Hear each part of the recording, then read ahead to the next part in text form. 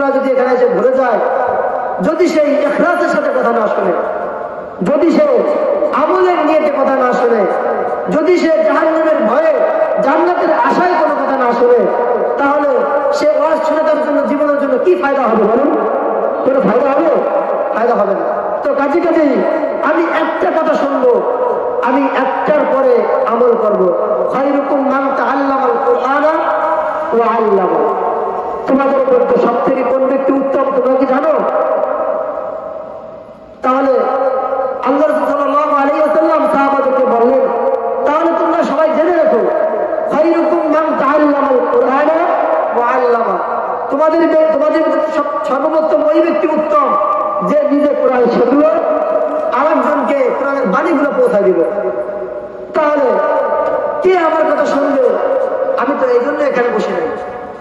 আমার কথা যদি একটা হোক, যদি আসমান ওলা কবুল করে দেয়, সেটাই আমার জীবনের জন্য কল্যাণ তার হতে পারে।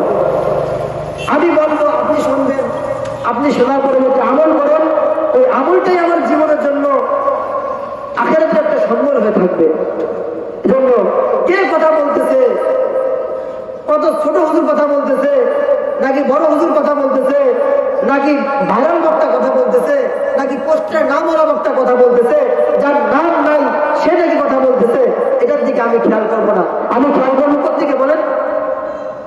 কোন ব্যক্তি কথা বলে এবং কোথার থেকে কথা বলতেছে, কোরআন হাদিস থেকে কথা বলে কিনা, এটা আমার ফিকির করার দরকার। এখন তো আমাদের সমাজে দেখা যায় কি যে আগে দেখে যে পোস্টারে হুজুরের নাম কি আছে, এমন দেখে কি দেখে না বলেন? এই বক্তা কি ইউটিউবে সার্চ দিলে কি এনার নাম কি আসে, এমন ফিকির আমাদের ভিতরে হয়ে গেছে। কিন্তু বিষয়টা এরকম না। সাহাবা আজমাইনদের সময় এরকম ছিল না। আবু বকর কথা বলছে, সমস্ত আলী রাদিয়াল্লাহু তাআলা শুনছে, আলী কথা বলছে, আবু বকর সিদ্দিক রাদিয়াল্লাহু তাআলা শুনছে, ওমর ফারুক রাদিয়াল্লাহু তাআলার কথা শুনছে, সমস্ত সাহাবায়ে কিরাম বসে গেছে, একজন বয়ান করতেছে, সব শুনতেছে, আল্লাহ রাসূল বয়ান করতেছে, সাহাবা আজমাইন শুনতেছে, সাহাবা আজমাইন কথা বলতেছে, ইয়া রাসূলুল্লাহ সাল্লাল্লাহু আলাইহি ওয়াসাল্লাম শুনতেছে। এটাই তো তাদের নমুনা, আকাবিরদের বিষয়। এখন আমরা তো দেখি যে এই বক্তাকে মানুষ চেনে কিনা, এ তো ঢাকার থেকে আসতেছে কিনা, এই বক্তাকে চাঁদের দেশের থেকে আসতেছে কিনা। আচ্ছা বলেন, আপনাদের এখানে যে প্রধান অতিথি, প্রধান মেহমান, আমাদের সবার মাথার মুকুট, উজ্জ্বল নক্ষত্র আব্দুল হামিদ সাহেব দামাত বরকাতুহু, উনি কি আরেক দেশের থেকে আসতেছে? বলেন, আরেক দেশের থেকে আসতেছে? উনি তো গোপালগঞ্জের সন্তান, উনি তো গোপালগঞ্জ থেকে আসতেছে, উনিও তো এই চেয়ারে বসে এই কোরআন হাদিসের কথা বলবে। তাহলে বোঝার দরকার, আমার ভিতরে এমন একিন ফিট করার দরকার, এমন বিষয় ফিট করার দরকার যে কোরআন হাদিসের কথা যেখানেই হোক, বাগানে হোক, যেখানেই হোক, দোকানপাটে হোক, যেখানে হোক, আমি সেখানেই কোরআনের কথাগুলো শ্রবণ করবো। কিসের নিয়তে বলেন? আমলের নিয়তে। যদি আপনি আমলের নিয়তে কথা শুনতে পারেন, তাহলে দেখা যাবে যে আপনার জীবনের জন্য কল্যাণ হবে।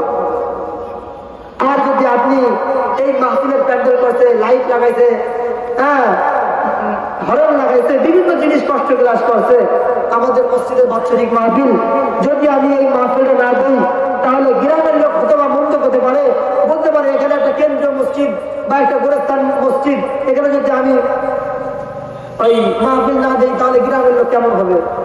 যদি এরকম ফিকির কারো থাকে, তাহলে তার এরকম 100 মাহফিল দিয়েও কোনো ফায়দা হবে না। আচ্ছা বলেন, আজকে আসরের নামাজ পড়ার দরকার ছিল কি ছিল না? বলেন। আচ্ছা, আসরের নামাজ ফরজ নাকি ওয়াজিব? ফরজ। আর এই মাহফিল শোনা কি বলেন? এটা হলো মুস্তাহাব বা সুন্নাত। এটা আপনি না শুনলে পারেন। আপনি যদি এখানে এই মাহফিল না শুনতে আসেন, আপনার জন্য কি গুনাহগার হবে?